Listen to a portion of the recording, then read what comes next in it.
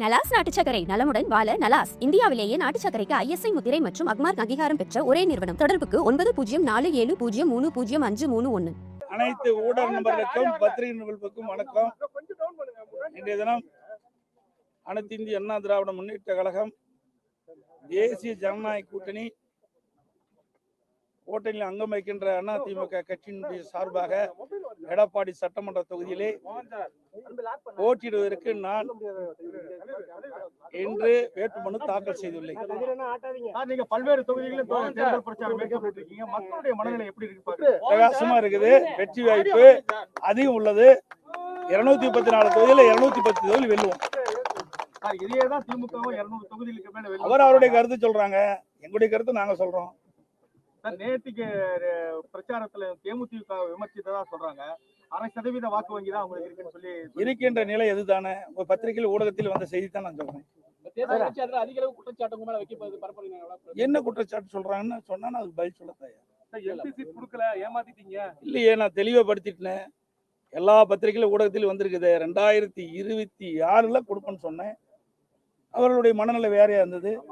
கூட்டணி மாறிட்டாங்க. திமுக கூட்டணியில பல்வேறு இடங்கள்ல விடுதலை சிறுத்தைகள் கட்சி சின்னம் கூட வரைய மாட்டேங்கிறாங்க. இன்னொன்னு அவர் பேரை கூட எழுத மாட்டேங்கிறான்னு சொல்றாங்க. அப்ப கூட்டணியில எப்படி பலம் சொல்லிட்டு இருக்காங்க? விடுதலை சிறுத்தை கட்சி தலைவர்கிட்ட கேளுங்க. பலம்னு சொல்லிட்டு இருக்காங்க. விடுதலை சிறுத்தை கட்சியுடைய தலைவர்கிட்ட கேளுங்க. ஏன்னா அந்த கட்சிக்கு தாங்கி பிடித்தவர் விடுதலை சிறுத்தை திருமாவளவன். அவர் தான் இந்த கேள்வி கேட்கணும். அவர்களுக்கு கிடைத்த பரிசு. சார், தமிழகத்துல மும்மொழி கொள்கையை கொண்டு வர இப்ப சொல்லுவாங்களா?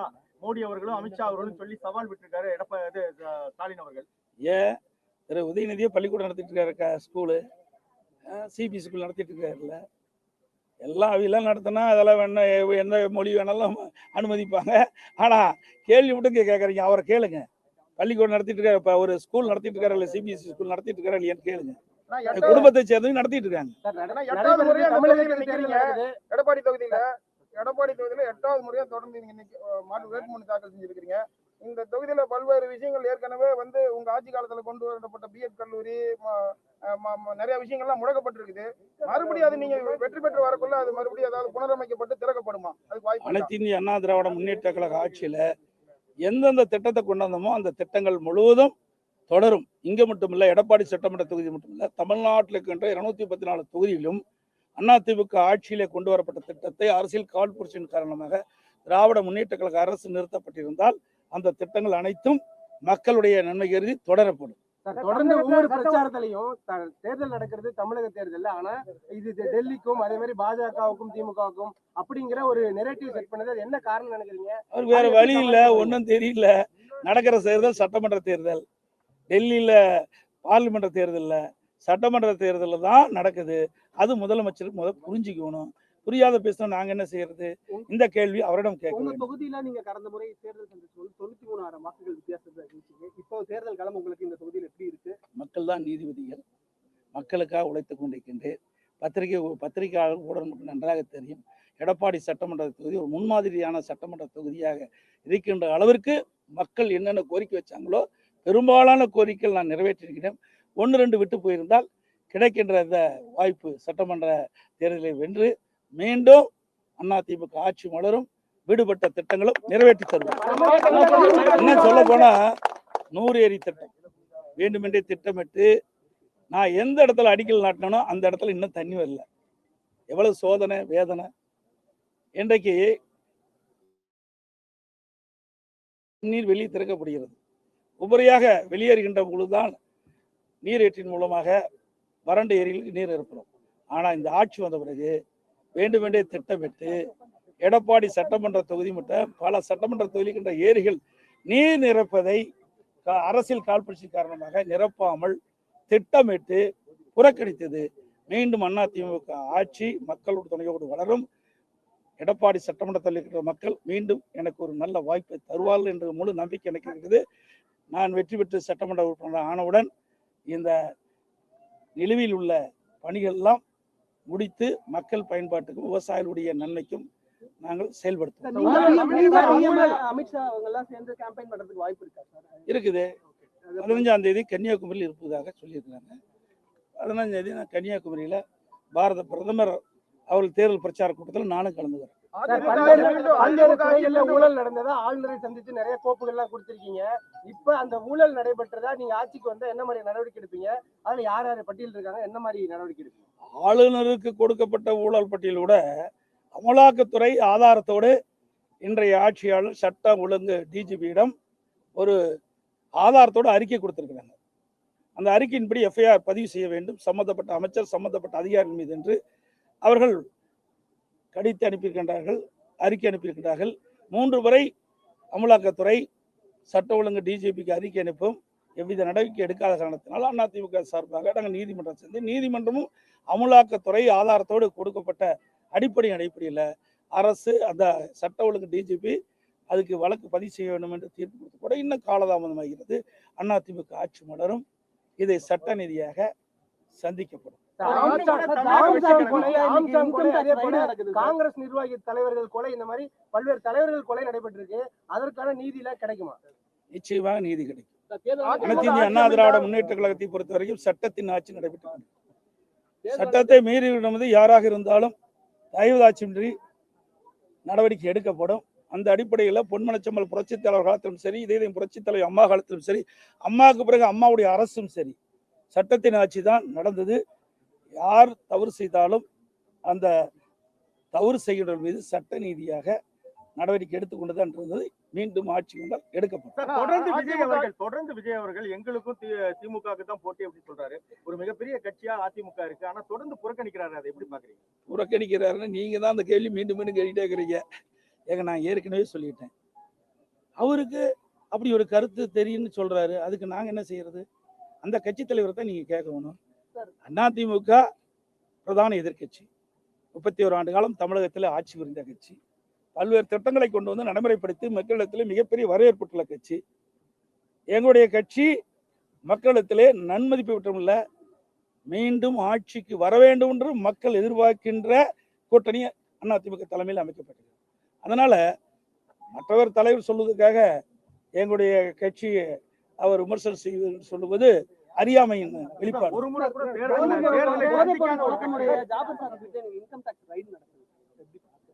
அது வந்து இன்கம் டாக்ஸ் எப்படி நடக்கணும், அதை பத்தி நான் என்ன சொல்ல முடியும் தெரியலையே. நீங்க இப்பதான் கேள்வி கேட்டுக்கிறீங்க. உங்களுடைய பத்திரிகையிலே ஊடகத்தில் வர செய்தி வச்சு தான் நான் பதில் சொல்றேன். ஆகவே என்ன தவறு எங்க நடக்குன்னா அவருக்கு தகவல் கிடைச்சிருந்தா அதன்படி அவர்கள் ஏதாவது ரெய்டு நடத்திருப்பாங்க. கலைஞரோட இறுதி நாட்களை பற்றி விசாரணை செய்யப்படும் ரொம்ப முக்கியத்துவம் கொடுத்து பேசுறீங்க. அதுல என்ன நீங்க யாரும் வெளியிட மாட்டேங்கிறீங்க, பத்திரிகையில ஊடகத்திலும் வெளியே செய்தே விட மாட்டேங்கிறீங்க. தம்பி அந்த கேள்வி கேட்க மாட்டேங்கிறாரு. ஆர் ராசா அவர்கள் ஒரு ஆடியோ வெளியிட்டிருக்காரு. அந்த ஆடியோ தமிழகம் மட்டுமல்ல இந்திய அளவுல வைரலா பரபரப்பா பேசப்படுகிறது. அதைத்தான் நான் கிருஷ்ணகிரியில சொன்னேன். இது மாதிரி பேசியிருக்காரு, அதில் ஒரு கருத்தை சொல்றாரு. திரு கருணாநிதி அவர்கள் உடல்நிலை சரியில்லாத போது வீட்டு சிறையில் வைத்ததாக ஒரு சொல்றாரு. அதோட பட்டியலுள்ள மக்களை பாகுபாடு பார்க்கறதா சொல்றாரு. அப்புறம் கலைஞர் தொலைக்காட்சிக்கு பணம் கைமாறியதாக அதில் வர செய்திகள், நாங்களா சொல்லல, அந்த வலைதளத்தில் வந்த செய்தியில், இணையதளத்தில் வந்த செய்தியின் அடிப்படையில் தான் நான் கருத்து சொன்னேன். அது அவர் மீது தகுந்த நடவடிக்கை எடுக்கிறது விட்டு என் மீது பாய்வதற்கு என்ன இருக்குது, அதான் நான் தெளிவுபடுத்தினேன். இந்த வந்த செய்தி உங்களுடைய திராவிட முன்னேற்ற கழக துணை பொதுச் செயலாளர் முன்னாள் அமைச்சர் திரு ராசா அவர்கள் பேசியதாக ஆடியோவில் வந்த செய்தி தான் நான் தெரிவிக்கிறேன்.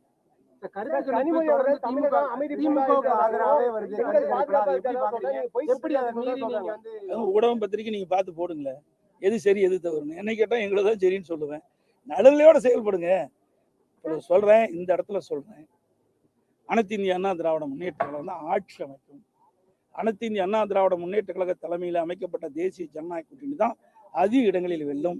அதிமுக பெரும்பான்மை இடங்களில் அதிமுக ஆட்சி அமைக்கும். நன்றி.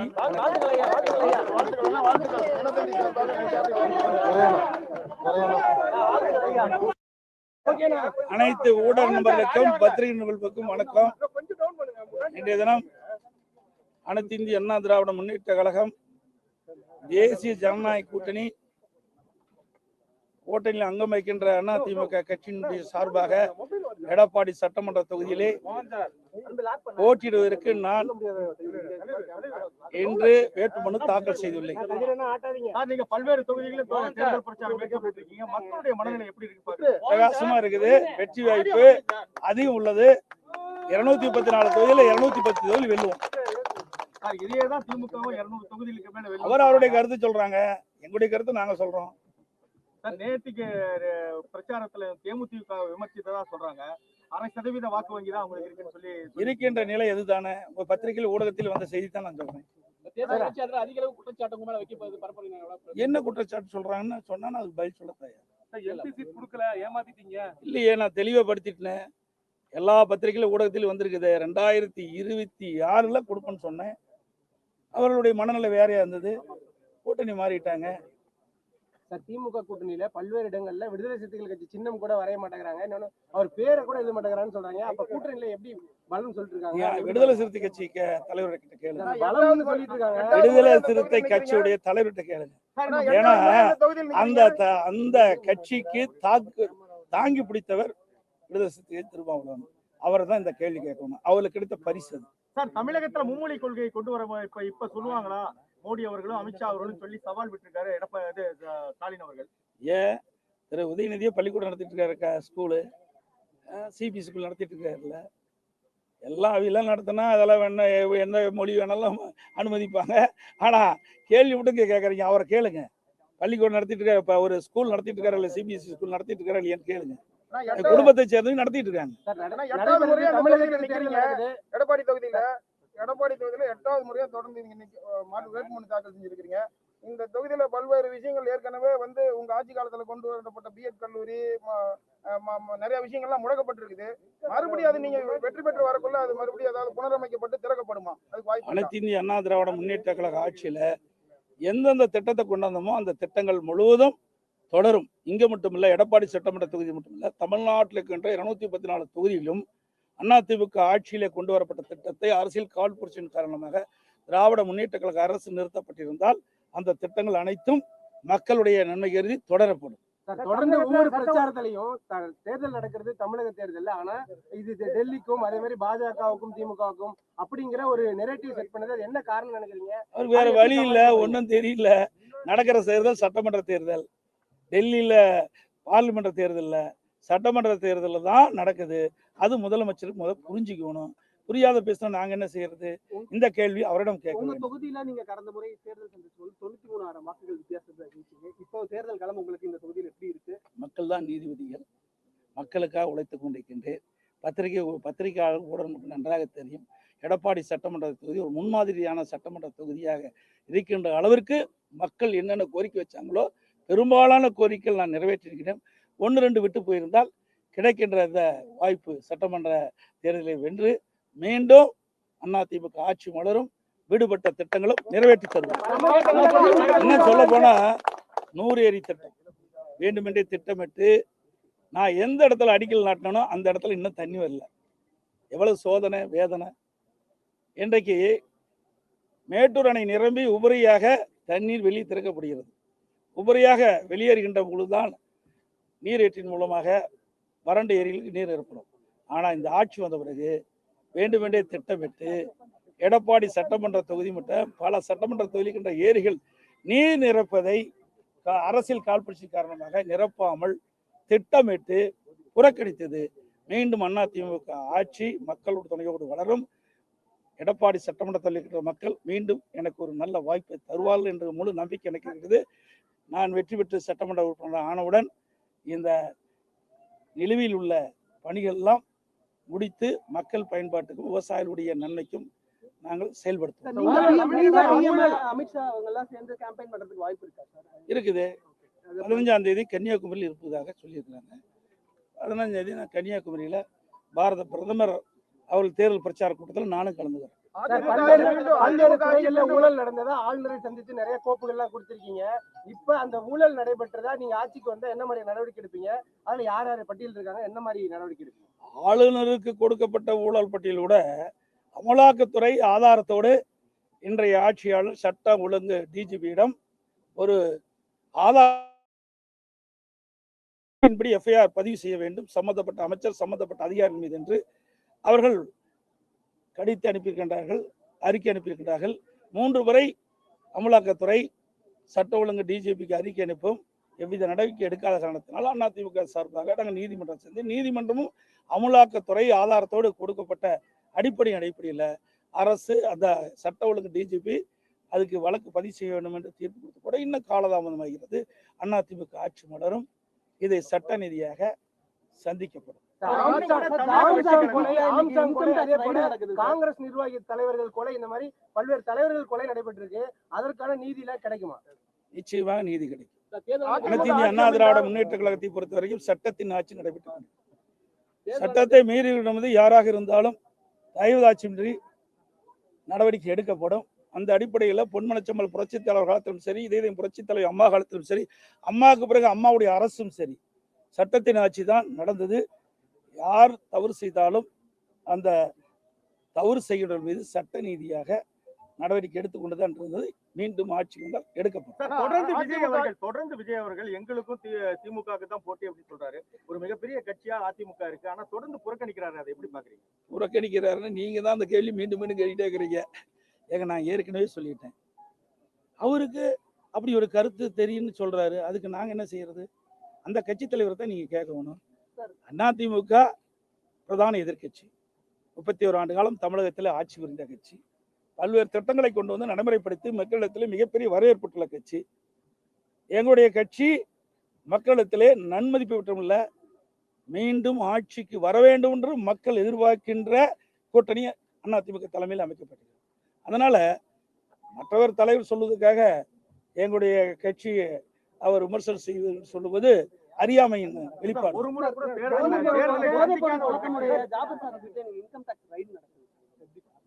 அது இன்கம் டாக்ஸ் எப்படி நடக்கணும், அதை பத்தி நான் என்ன சொல்ல முடியும் தெரியலையே. நீங்க இப்பதான் கேள்வி கேட்டுக்கிறீங்க. உங்களுடைய பத்திரிகையிலே ஊடகத்தில் வர செய்தி வச்சு தான் நான் பதில் சொல்றேன். ஆகவே என்ன தவறு எங்க நடக்குன்னா அவருக்கு தகவல் கிடைச்சிருந்தா அதன்படி அவர்கள் ஏதாவது ரெய்டு நடத்திருப்பாங்க. கலைஞரோட இறுதி நாட்களை பற்றி விசாரணை செய்யப்படும் ரொம்ப முக்கியத்துவம் கொடுத்து பேசுறீங்க. அதுல என்ன உட்கருத்து? நீங்க யாரும் வெளியிட மாட்டேங்கிறீங்க, பத்திரிகையில ஊடகத்திலும் வெளியே செய்தே விட மாட்டேங்கிறீங்க. தம்பி அந்த கேள்வி கேட்க மாட்டேங்கிறாரு. ஆர் ராசா அவர்கள் ஒரு ஆடியோ வெளியிட்டிருக்காரு. அந்த ஆடியோ தமிழகம் மட்டுமல்ல இந்திய அளவில் வைரலா பரபரப்பா பேசப்படுகிறது. அதைத்தான் நான் கிருஷ்ணகிரியில சொன்னேன். இது மாதிரி பேசியிருக்காரு, அது ஒரு கருத்தை சொல்றாரு. திரு கருணாநிதி அவர்கள் உடல்நிலை சரியில்லாத போது வீட்டு சிறையில் வைத்ததாக ஒரு சொல்றாரு. அதோட பட்டியலின மக்களை பாகுபாடு பார்க்கறதா சொல்றாரு. அப்புறம் கலைஞர் தொலைக்காட்சிக்கு பணம் கைமாறியதாக அதில் வர செய்திகள், நாங்களா சொல்லல, அந்த வலைதளத்தில் வந்த செய்தியில், இணையதளத்தில் வந்த செய்தியின் அடிப்படையில் தான் நான் கருத்து சொன்னேன். அது அவர் மீது தகுந்த நடவடிக்கை எடுக்கிறத விட்டு என் மீது பாய்வதற்கு என்ன இருக்குது, அதான் நான் தெளிவுபடுத்தினேன். இந்த வந்த செய்தி உங்களுடைய திராவிட முன்னேற்ற கழக துணை பொதுச் செயலாளர் முன்னாள் அமைச்சர் திரு ராசா அவர்கள் பேசியதாக ஆடியோவில் வந்த செய்தி தான் நான் தெரிவிக்கிறேன்.